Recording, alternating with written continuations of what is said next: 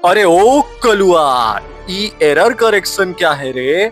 हमको तो ग्रामर पल्ले ही नहीं पड़ता है। अगर 9th-10th में पढ़ लिया होता सरकार तो रोना नहीं होता आज। अब मेरा क्या होगा रे कालिया? सरकार, अब रोना धोना छोड़ो और प्रेम भैया वाली ये एरर करेक्शन की वीडियो देखो।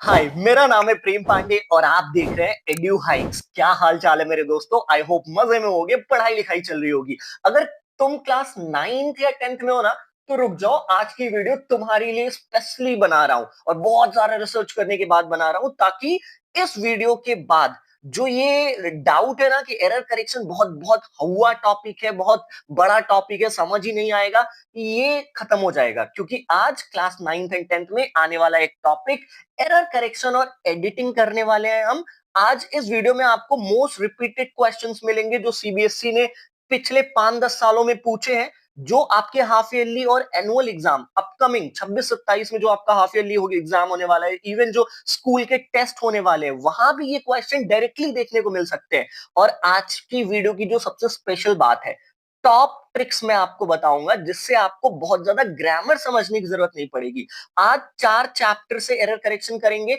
सीबीएसई बोर्ड में इन्हीं 4 चैप्टरों से एरर करेक्शन और एडिटिंग के क्वेश्चंस आते हैं। तो आज की वीडियो बहुत इंफॉर्मेटिव और बहुत मजेदार होने वाली है, बस वीडियो में बने रहो। ठीक है, तो चैनल को सब्सक्राइब कर देना यार, अगर तुम पहली बार आ रहे हो चैनल पे। तो let's get started. This is question number 1। ध्यान से पढ़ेंगे कि क्या कह रहा है। क्वेश्चन नंबर 1 लिखा है कि identify the error and right the correction in the given sentence from a life skills book. ये इंपॉर्टेंट है। देखो, जितना इंपॉर्टेंट ये सेंटेंस पढ़ना है, उतना इंपॉर्टेंस ऊपर का क्वेश्चन पढ़ना भी है। तो एक लाइफ स्किल बुक में लिखा है कुछ, और उसको चलो पढ़ते हैं। लिखा है the road to success is not the bed of roses. The road to success is not the bed of roses, मतलब कहने का मतलब ये है कि सफलता का जो रास्ता होता है वो इतना आसान नहीं होता है, फूलों से भरा हुआ नहीं होता है। तो एक चीज अजीब लग रही है, the road to success is not the bed of roses. अब सफलता का रास्ता कोई जानता थोड़ी है, तो तुम द क्यों लगा रहे हो? ये एक ऐसा आर्टिकल है जो जानती हुई चीजों के पहले यूज होता है, नोन या स्पेसिफिक चीजों के पहले यूज होता है द। और फिर द की जगह क्या आना चाहिए यहाँ पे? ए और एन में से कोई एक।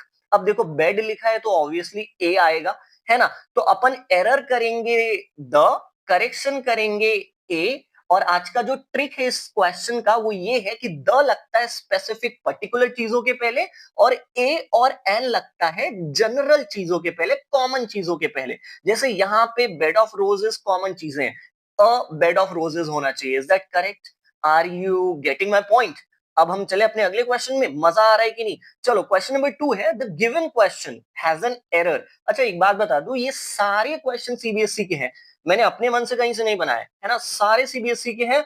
अभी आपको बहुत कुछ सीखने को मिलेगा, हर क्वेश्चन में ट्रिक्स है। The given question has an error, select the option that correctly identifies the error and correction. Option तो नहीं दिया, लेकिन चलो गलती ढूंढते हैं और करेक्शन को सप्लाई करते हैं। ठीक है, लिखा है which kind of person does something like that. क्या अजीबो गरीब क्वेश्चन है भाई साहब, ये पढ़कर मजा नहीं आया। Which kind of person does something like that, कुछ तो गलती है, मतलब विच में कुछ तो लोचा लग रहा है, व्हाट होना चाहिए क्या यहाँ पे? What kind of person does something like that. हाँ बिल्कुल, अब तो सही लग रहा है। अब इसके पीछे की ग्रामर भी समझ लो। तो विच यूज होता है स्पेसिफिक कैटेगरी के पहले, स्पेसिफिक, है ना? और व्हाट यूज होता है ब्रॉड कैटेगरी के पहले। अब जैसे अगर यहाँ पे विच काइंड ऑफ पर्सन की जगह सिर्फ पर्सन होता, तो विच पर्सन हो सकता था, जैसे which book do you like, है ना? विच मैन वॉज कमिंग देयर, है ना? ऐसा कुछ करके।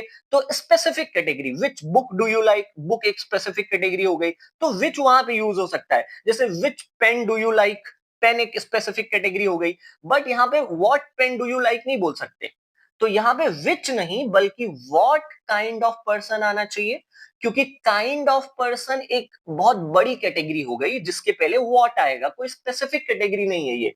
तो एरर अपना विच है, करेक्शन आएगा व्हाट। Is that clear? इतना दिमाग में रखो। चलो क्वेश्चन नंबर 3 की तरफ चलते हैं। लिखा है select the option that identifies the error and supplies the correction for the following line from a news report. ये इंपॉर्टेंट है पढ़ना, ये न्यूज रिपोर्ट की लाइन है।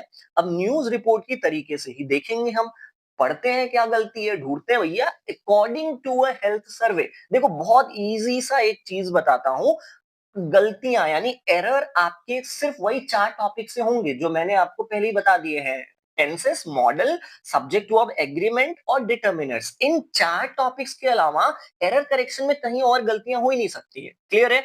तो अभी चलो पढ़ते हैं। According to a health survey, carbonated drinks are harmful to health and children are so addicted to fizzy drinks as adults to nicotine। फिर से पढ़ते हैं, अभी ये बहुत मैसी हो गया। According to a health survey, carbonated drinks are harmful to health and children are so addicted to fizzy drinks as adults to nicotine। अब मुझे तो ग्रामर पता है, तो मुझे तो एक चीज समझ में आ गई कि भाई साहब देखो बाकी सब तो ठीक है क्योंकि कार्बोनेटेड ड्रिंक्स प्लूरल है, प्लूरल के साथ आर यूज किया, ये सही है, यहाँ कोई दिक्कत नहीं है। अब यहाँ पे आर क्यों है? क्योंकि एंड लगा है, ये भी सही है। तो और क्या दिक्कत हो सकती है भाई? देखो यहाँ पे है so addicted to fizzy drinks as adults to nicotine. अब ये कुछ अटपटा लग रहा है भाई, so addicted to fizzy drinks that adults to nicotine, ये हो सकता है क्योंकि सो के साथ दैट लगता है। अब यहाँ पे एज लगा हुआ है तो इसको अपन दैट नहीं करेंगे, अपन क्या करेंगे, सो को ही एस कर देंगे। ये कौन सा स्ट्रक्चर फॉलो करता है? एस, यहां पे एस करेंगे सो की जगह पर, एडिक्टेड एक एडजेक्टिव है ही, और फिर एस। तो जैसे होता है ना I am as smart as, वैसे ही as addicted to fizzy drinks as. Clear है? तो स्ट्रक्चर क्या फॉलो होगा इसका? S plus adjective plus S, मतलब यहां सो की जगह एरर करेंगे हम सो और करेक्शन करेंगे एस। Is that clear? मेरी बात समझ आ रही है आपको? हाँ, ये एक स्ट्रक्चर है जिसको आपको देखना है। किसी भी क्वेश्चन में आपको सो दिखे ना तो चेक कर लेना, उसके बाद एस आ रहा है क्या? अगर एस आ रहा है तो सो को काट के भी एस कर दो। Is that clear?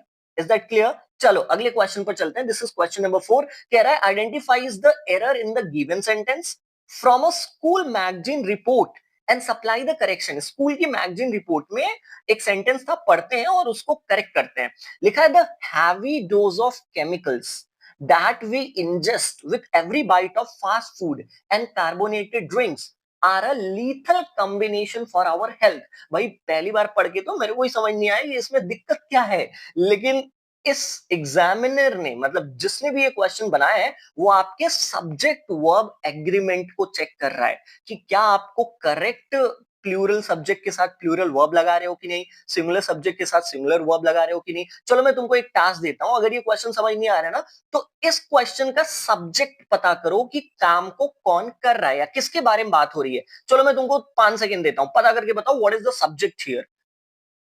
Yes, subject इसमें देखो, तुमको लग तो रहा है the heavy dose of chemical that we ingest with every bite of fast food and carbonated drinks, बात हो रही है केमिकल्स की, ऐसा लग रहा है हमें, लेकिन ऐसा है नहीं। बात हो रही है हैवी डोज की। हैवी डोज दिया गया केमिकल्स का, वो बात अलग है, लेकिन दिया क्या गया?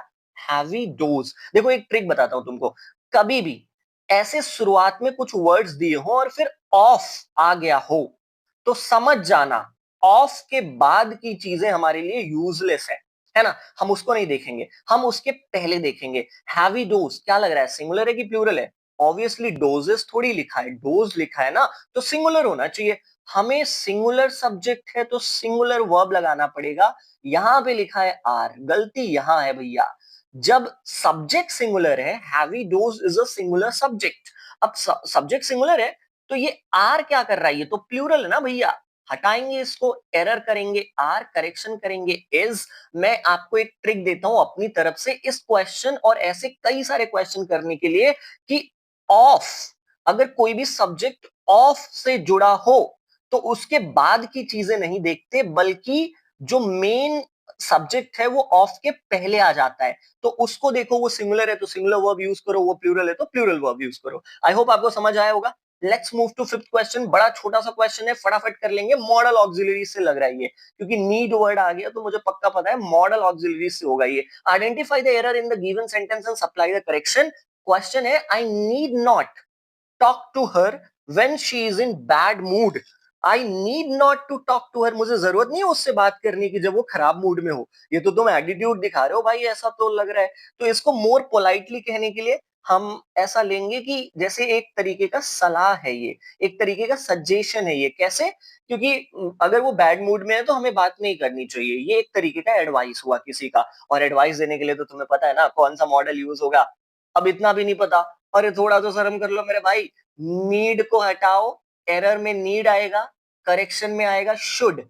तो I should not talk to her when she is in bad mood. अब इससे पता चलता है कि एक एडवाइस दिया जा रहा है कि अगर वो खराब मूड में है तो तुम्हें बात नहीं करनी चाहिए या मुझे बात नहीं करनी चाहिए। तो एरर होगा नीड, करेक्शन होगा शुड, और शुड का यूज कहां होता है? एडवाइस है सजेशन देने के लिए। नीड का यूज कहां होता है? नीड नेसेसिटी को दिखाता है। अब यहाँ पे जरूरी नहीं है कि कोई बैड मूड में है तो तुम बात ही ना करो कभी, है ना, जरूरी नहीं है ये एडवाइजेबल है, इसलिए नीड की जगह शुड आएगा। क्लियर है? क्वेश्चन नंबर 6 की बात करते हैं। लिखा है identify the error on a shops hoarding and supply the correction for the following sales offer. लिखा है identify the error on a shops hoarding, एक दुकान के बोर्ड पर कुछ गलतियां लिखी थी, कुछ लाइन लिखी थी उसमें गलती है। लिखा है illegally parked vehicles will be fine. अब तुमको भी दिख गया होगा कि विल बी फाइन की जगह विल बी फाइंड होना चाहिए। अब मैं इसके पीछे की ग्रामर बता देता हूं। अब देखो यहाँ पे जो ये सब्जेक्ट है, parked vehicles basically illegally parked vehicles, this is the subject. Clear? लेकिन ये व्हीकल्स काम नहीं कर रहे हैं, है ना। एक्चुअल काम हो रहा है फाइन होने का, और फाइन गाड़ियों पर किया जा रहा है, गाड़ियां खुद को फाइन थोड़ी कर रही हैं। तो ये सेंटेंस पैसिव वॉइस है। जब काम कोई और करे, ऑब्जेक्ट को बना दिया जाए सब्जेक्ट। जैसे पार्क्ड व्हीकल्स ये ऑब्जेक्ट है जिनको सब्जेक्ट बनाया गया है। इतना टेक्निकलिटीज में मत जाओ। आप एक छोटा सा ट्रिक याद रखो कि भाई विल मॉडल ऑक्सिलरी है, उसके बाद फर्स्ट फॉर्म आता है। अगर बी आ गया तो बी के बाद या तो आईएनजी फॉर्म आती है या तो थर्ड फॉर्म आती है। और ये सेंटेंस देखने में ही लग रहा है ये पैसिव है, पैसिव है तो थर्ड फॉर्म आएगा। और कैसे और पहचानोगे? जब भी सब्जेक्ट खुद कोई एक्शन ना कर रहा हो वो पैसिव वॉइस है और उसमें थर्ड फॉर्म यूज होती है। तो फाइन की जगह फाइंड आना चाहिए। एरर क्या है? फाइन। करेक्शन क्या है? फाइंड। आई होप तुम्हें समझ आ रहा होगा। भाई बने रहो, क्योंकि सभी लोग वीडियोस नहीं देख पाते। अगर सभी देख पाते तो सब के सब टॉपर होते, है ना। तो देखो जितनी चीजें मैं बता रहा हूँ वो ग्रामर से ही रिलेटेड है। ग्रामर आपको पढ़नी है, 9th-10th में हो तो जरूरी है। तो क्यों ना यहीं से पढ़ लो, है ना। मजेदार तरीके से हम पढ़ रहे हैं, सब कुछ कवर कर रहे हैं हम। क्वेश्चन नंबर 7 की बात करते हैं। लिखा है select the option that identifies the error and supplies the correction for the following line. अब लाइन क्या है? वही दिक्कत है, अपने को क्या करना है? एरर को करेक्ट करना है। तो एरर क्या है पहले देखते हैं। The people of India show remarkable unity at the time of Kargil conflict. Subject verb agreement का क्वेश्चन है। मैं तुम्हें 5 सेकंड देता हूं, अगर तुम्हें गलती दिख जाए तो बताओ। दिख गई होगी, है ना। वैसे मैं तुमको बता देता हूं, सबसे पहले अपना जो एरर करेक्शन है उसमें वर्ब्स चेक करो, क्या वर्ब्स तो सही यूज हुए हैं ना। अगर वर्ब सही यूज हुए फिर आगे बढ़ो। सब्जेक्ट वर्ब एग्रीमेंट तो सही हुआ है ना। अब जैसे देखो यहाँ पे द पीपल ऑफ इंडिया, अब बात किसकी हो रही है? मैंने बताया ना, ऑफ वाले सेंटेंसेस में बाद की चीजें नहीं देखते, पहले की चीजें देखते हैं। द पीपल, अब देखो द पीपल सिंगुलर है कि प्लूरल? पीपल एक ग्रुप का नाम है, लोगों के ग्रुप को पीपल कहते हैं, लोग कहते हैं हम। तो कलेक्टिव नाउन है पीपल, राइट। कलेक्टिव नाउन, देखो सब्जेक्ट वर्ब एग्रीमेंट जब तुम डिटेल में पढ़ोगे तो तुम्हें एक एक रूल पढ़ाया जाएगा जिसमें बोलता है कि कलेक्टिव नाउन अगर आ गया तुम्हारे सब्जेक्ट में तो तुम्हें सिंगुलर वर्ब यूज करना है। पीपल आ गया तो शोज यूज करना पड़ेगा। शो गलत है, क्योंकि अगर एस और ईएस लगाएंगे तभी वो सिंगुलर होगा। पीपल क्या है? पीपल एक कलेक्टिव नाउन है, मतलब सिंगुलर है। अब सिंगुलर है तो इसको सिंगुलर वर्ब चाहिए, वर्ब है शो, शो तो प्लूरल है। तो एरर आएगा शो, करेक्शन आएगा शोज। यानी सोज हमारा सिंगुलर हो गया क्योंकि एस लग गया ना। जब एस नहीं लगा तो वो प्लूरल था। अब हमने इसको सिंगुलर क्यों बनाया? क्योंकि पीपल जो है वो एक सिंगुलर नाउन है, कलेक्टिव नाउन है, और कलेक्टिव के साथ अपन सिंगुलर वर्ब यूज करते हैं। ये एक रूल है सब्जेक्ट वर्ब एग्रीमेंट में। तो आज के ट्रिक के तौर पर ये समझ लेना कि अगर कभी भी प्लूरल सब्जेक्ट आए प्लूरल वर्ब लगाओ, सिंगुलर सब्जेक्ट आए सिंगुलर वर्ब लगाओ। अच्छा, क्वेश्चन 8 लिखा है कि एक गलती ढूंढनी है, चलो पता करते हैं। Diwali well known as the festival of lights. चलो यहां तक तो दिक्कत नहीं दिख रही है कि दिवाली फेस्टिवल ऑफ लाइट्स के तौर पर जानी जाती है। Is a festival that is celebrate, ओ ये तो बच्चा भी बता दे, दैट इज सेलिब्रेटेड होगा ना। और ये एक्टिव पैसिव का सेंटेंस है। दिवाली सेलिब्रेट करी जाती है, दिवाली खुद को सेलिब्रेट नहीं कर रही है। पैसिव का सेंटेंस है, पैसिव का सेंटेंस से थर्ड फॉर्म आना चाहिए। सेलिब्रेट क्या कर रहा है, फिर निकाल फेंको इसको। एरर आएगा सेलिब्रेट, करेक्शन आएगा सेलिब्रेटेड। तो क्या हो जाएगा correct sentence? Diwali well known as festival of lights is a festival that is celebrated in almost all parts of India. Is that clear? All parts of India. Is that clear? I hope समझ में आ गया होगा। Ninth question की तरफ चलते हैं। लिखा है कि आइडेंटिफाई द एरर और करेक्शन अप्लाई करो, जैसा हमने पहले क्वेश्चंस में किए हैं। लिखा है कि you have a large number of shirts, you can not buy any मोर। अब कैन में दिक्कत है मेरे दोस्त। कैन इंसान के पावर को दिखाता है। लिखा है कि तुम्हारे पास बहुत सारी शर्ट है, अब तुम दूसरी शर्ट खरीद ही नहीं सकते। ऐसा कहीं लिखा है क्या? जिसके पास बहुत शर्ट है वो शर्ट खरीद ही नहीं सकता, उसकी पावर ही नहीं है अब खरीदने की। गलत है ये। तो कैन तो नहीं यूज होगा। अब देखो, जब किसी के पास शर्ट बहुत ज्यादा हो जाता है तो उसको जरूरत नहीं होती आगे खरीदने की, है ना। जरूरत को दिखा रहे हैं यहाँ पे। और नेसेसिटी के लिए कौन सा मॉडल यूज होता है? Need, not can. तो you have a large number of shirts, you need not buy any more होना चाहिए। तुम्हारे पास बहुत सारे शर्ट्स है, तुम्हें और नहीं खरीदने की जरूरत है, या तुम्हें और खरीदने की जरूरत नहीं है। ठीक है, तो ये गलत मॉडल ऑक्सिलरी यूज हुआ था। कैन यूज होता है पावर एबिलिटी दिखाने के लिए, और नीड यूज होता है नेसेसिटी दिखाने के लिए। तो यहां पे जरूरत नहीं है क्योंकि शर्ट बहुत ज्यादा है, तो अपन कैन की जगह क्या यूज करेंगे? ऑब्वियसली मेरे दोस्त, नीड। क्लियर? आइए, मॉडल ऑक्सिलरी से ये क्वेश्चन था। 10th क्वेश्चन की तरफ चलते हैं। आई होप आप बोर नहीं हो रहे होंगे। अगर बोर हो रहे हैं तो भाई एक काम करो, वीडियो बंद कर लो, 5-10 मिनट बाद आके फिर से रिज्यूम कर लेना, बट काम की वीडियो है, देखना पूरा। लिखा है identify the error in the given sentence, apply the correction. अब सेंटेंस क्या है? एट द एज ऑफ 17, यानी 17 साल की एज में गैलीलियो, अब बात हो रही है गैलीलियो की, और 17 साल का जब था गैलीलियो तब, मतलब पास्ट की बात हो रही है। ऑब्वियसली ये काम खत्म हो चुका है। ठीक है, अब आगे बढ़ते हैं। पास्ट की बात है तो पास्ट का वर्ब लगना चाहिए। पढ़ते हैं। Galileo know that he had discovered an important law of pendulum. अब देखो, गैलीलियो के साथ लगा है नो। नो कौन सा फॉर्म है वर्ब का? फर्स्ट फॉर्म है मुन्ना। तो फर्स्ट फॉर्म पास्ट टेंस में क्या कर रहा है? गैलीलियो जब 17 साल का था तब की ये बात है, तो ये तो पास्ट की बात हुई।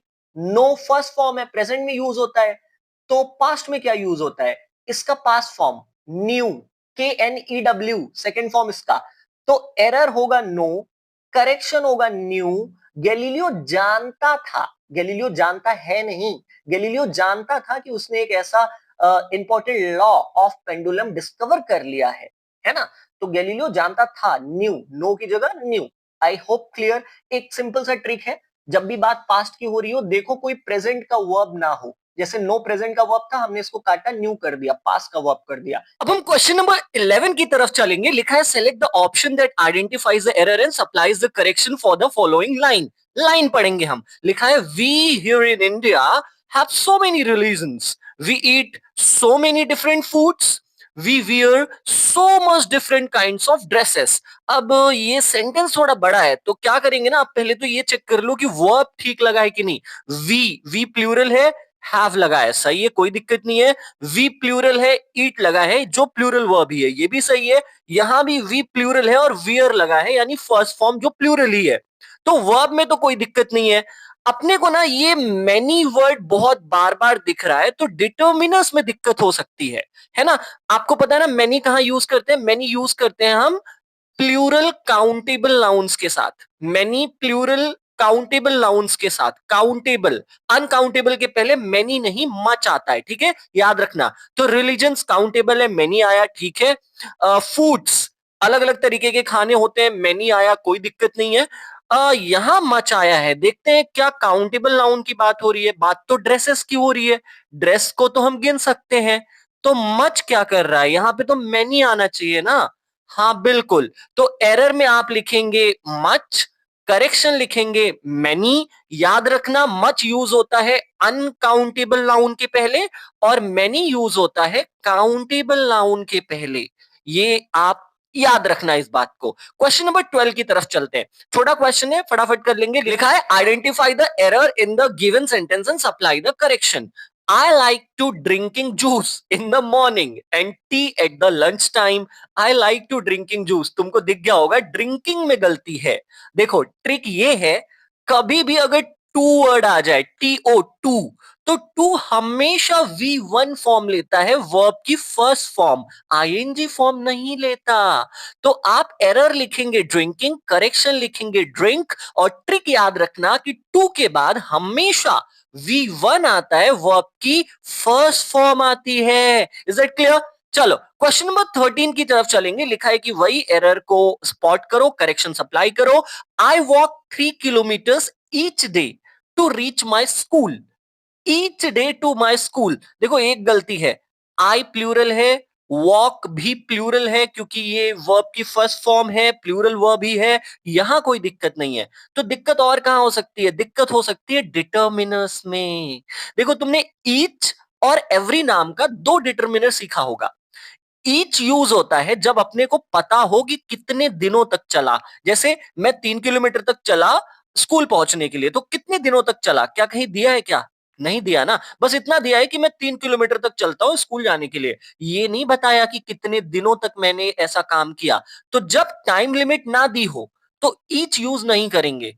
ईच की जगह क्या यूज करेंगे? एवरी।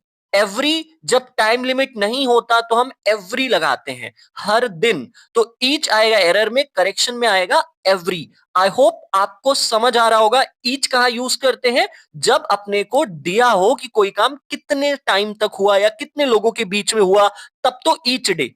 अगर नहीं दिया है तो एवरी डे। समझ गए मेरी बात? 14th क्वेश्चन की तरफ चलते हैं। सीधा सेंटेंस पढ़ते हैं, अपने को करेक्शन ही सप्लाई करना है। और ये देखो आर्टिकल है, ये एक आर्टिकल की लाइन है, पढ़ेंगे हम। Environment pollution has posed a serious threat not only on man but also among all living beings. अब देखो पढ़ने में तो हमें सही लग रहा है, ग्रामेटिकल मिस्टेक कुछ भी नहीं लग रही है, लेकिन ना एक तुमको मैं एक रूल के तौर पे एक चीज बता देता हूं, इसको हमेशा याद रखना। ये जो वर्ब देख रहे हो तुम, थ्रेट, थ्रेट, थ्रेट मतलब धमकी, धमकी, थ्रेट यानी खतरा भी होता है।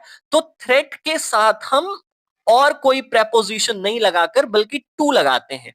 समझ में आया? देखो एमंग तो यूज होता है प्लूरल नाउन के साथ, कोई डाउट नहीं है, लेकिन यहां पे ये जो वर्ब है थ्रेट, ये एक्चुअली एमंग को यूज नहीं होने देगा। क्यों? क्योंकि थ्रेट ना एक कंपाउंड वर्ब है जो हमेशा अपने साथ टू को लेता है, नॉट एमंग। तो आप एरर में डालेंगे एमंग, करेक्शन डालेंगे टू, और जो कंप्लीट सेंटेंस हुआ, environment pollution has posed a serious threat not only on man but also among all living beings. तो एमंग की जगह टू ऑल लिविंग बींग्स हो जाएगा। Is that clear? चलते हैं 15th क्वेश्चन की तरफ। अगेन क्वेश्चन पढ़ेंगे। लिखा है identify the error in the given sentence from a magazine report और करेक्शन सप्लाई करो। लिखा है of all the honours bestowed in Indian cinema, Dada Saheb Phalke award is a जेवल इन द क्राउन। अब देखो बिस्टोड एक ऐसा वर्ड है जो कि मूवमेंट को दिखाता है, मतलब किसी के ऊपर इज्जत न्यौछावर करना, इज्जत देना किसी को, ये एक एक्शन को दिखा रहा है कि नहीं है? देखो जैसे थ्रेट टू को लेता था, वैसे ही बेस्टोड, ये जो बेस्टोड वर्ड है ये अपॉन को लेता है, इन को नहीं लेता। तो ये क्वेश्चन नंबर आपने जो 14 देखा, इसमें आपने देखा कि थ्रेट के साथ यूज होता है टू। अब आपने क्वेश्चन नंबर 15 देखा जिसमें आपने देखा कि बिस्टोड वर्ड के साथ यूज होता है अपॉन, इन यूज नहीं होता। तो एरर करेंगे इन, करेक्शन करेंगे अपॉन, और ये दोनों चीजें आप याद रखना कि बिस्टोड के बाद अपॉन आता है और अपने थ्रेट के बाद टू आता है, एमंग नहीं। Is that clear? तो आज की वीडियो के लिए सिर्फ इतना ही। और ये 5 क्वेश्चन अगले 5 सेकंड में मैं आपके स्क्रीन पर दिखा रहा हूं, स्क्रीनशॉट लो और इसका आंसर आपको कमेंट बॉक्स में कमेंट करना है जब भी आप इसको पूरा कर लो। तो ये एक क्वेश्चन था, question number 16, then 17, then 18, then 19, then 20. So these were all the 20 questions जो हमें इस वीडियो में करने थे. आई होप आपको वीडियो पढ़ने में बहुत मजा आया होगा, समझ आई होगी चीजें, और एरर करेक्शन आपका कहीं ना कहीं इंप्रूव हुआ होगा. ये 5 क्वेश्चन जो आपको दिए गए हैं, ये कमेंट बॉक्स में आप कमेंट करेंगे, जिसका पूरा सही होता है उसको मैं शाउट आउट भी दूंगा, कमेंट भी पिन करूंगा. तब तक ख्याल रखिए अपना, अपनों का. मिलते हैं अपनी एक और वीडियो के साथ. Bye bye, love you all, जय हिंद.